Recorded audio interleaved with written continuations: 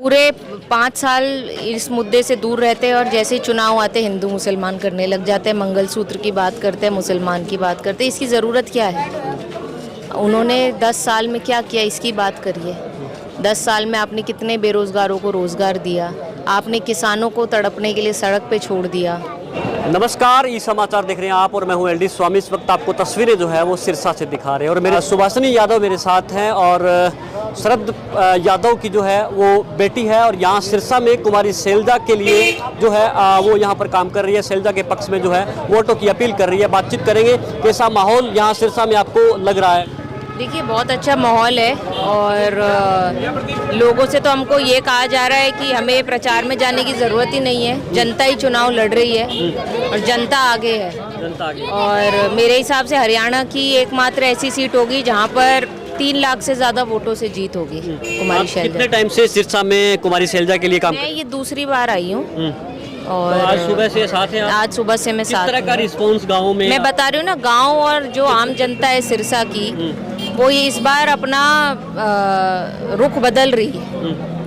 उन लोगों को ऐसा साफ सुथरा अच्छा सच्चा चेहरा नहीं मिलेगा, ये वो जान रही है। सिरसा में पहली बार नहीं आई हैं शैलजा जी, पहले भी यहाँ का उन्होंने नेतृत्व किया है। उनके पिताजी भी यहाँ से जीते थे। तो इसीलिए ये जनता का सौभाग्य होगा कि यहाँ से शैलजा जी उन्हें रिप्रेजेंट करें और स्थानीय मुद्दों को लेकर सदन में पहुँचे। स्थानीय मुद्दों को लेकर कांग्रेस बात करिए, लेकिन भारतीय जनता पार्टी जो है वही 3-4 मुद्दे जिनको लेकर वो, तो यही इसी से दर्शाता है कि चुनाव किस दिशा में जा रहा है। हमारे पास स्थानीय मुद्दे हैं, जनता के मुद्दे हैं, महंगाई बेरोजगारी के मुद्दे हैं, महिलाओं के पिछड़ों के मुद्दे हैं, लेकिन भाजपा के पास इन मुद्दों पे बात करने के लिए कुछ भी नहीं है, ना दावे हैं ना योजनाएं हैं। तो इसीलिए लोगों का इस बार साथ हाथ के साथ है और 4 जून को आप देखेंगे कि एक ऐसा निर्णय आएगा जो जनता के पक्ष में आएगा। जनता की सरकार बनने जा रही है। हिंदुस्तान की राजनीति इस समय कहाँ खड़ी है, किस दिशा में जा रही है, क्या लग रहा है आने वाले चुनाव में? देखिए, जो 10 साल अन्याय काल रहा है उसको देखते हुए तो अब ये न्याय की तरफ बढ़ता हुआ अग्रसर है भारत और जनता का समर्थन हमको मिल रहा है।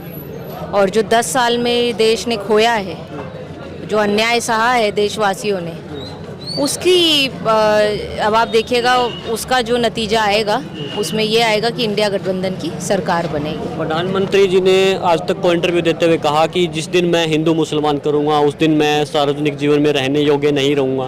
कितनी सच्चाई मानते हैं? वो उनके पुराने स्टेटमेंट से निकाल के देख लिए जाए कि वो सभाओं में क्या बोलते हैं।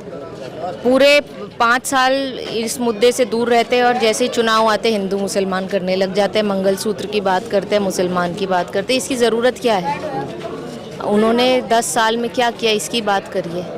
10 साल में आपने कितने बेरोज़गारों को रोज़गार दिया, आपने किसानों को तड़पने के लिए सड़क पे छोड़ दिया, महिलाओं की जो हालत है मणिपुर से लेकर दिल्ली तक, उस चीज़ के बारे में नहीं सोच रहे। तो ये बहुत ही सेंसिटिव इश्यूज़ हैं जिन पे प्रधानमंत्री जी को गौर करना चाहिए। महिलाओं को लेकर तो भाजपा काफ़ी सोचती है, उनकी मंगलसूत्र की रक्षा की बात करती है। क्या सोचा? जो मणिपुर में कारगिल युद्ध में जो सैनिक थे उनकी धर्मपत्नी के साथ इस तरीके का नग्न वस्त्र करके उनको सड़क पे घुमाया गया, ये सोचती है? या ये सोचती है जो हाथरस में हमारी बेटियों के साथ हुआ? या ये सोचती है कि यहीं हरियाणा की जो पहलवान बहनें हैं दिल्ली में बैठी थी उनके साथ जो अत्याचार हुआ, शोषण हुआ, अगर यही उनकी नीतियाँ हैं तो मैं सोचती हूँ कि इस देश में महिलाएं सुरक्षित नहीं हैं। ये मेरे साथ सुभाषिनी यादव थी जो कि बिहार से कुमारी शैलजा के लिए यहाँ सिरसा में प्रचार के लिए यहाँ निकली। उन्होंने कहा कि जिस तरह से गाँव में जा रहे हैं बहन शैलजा के साथ चुनाव प्रचार में, तो एक ही बात सुनने को मिल रही है कि कुमारी शैलजा केवल चेहरा है, चुनाव लोग लड़ रहे हैं। ये उन्होंने दावा किया और भारी मतों से जीतने का भी उन्होंने दावा किया। आप ये वीडियो सिरसा से ई समाचार पर देख रहे हो। मैं हूँ एलडी स्वामी।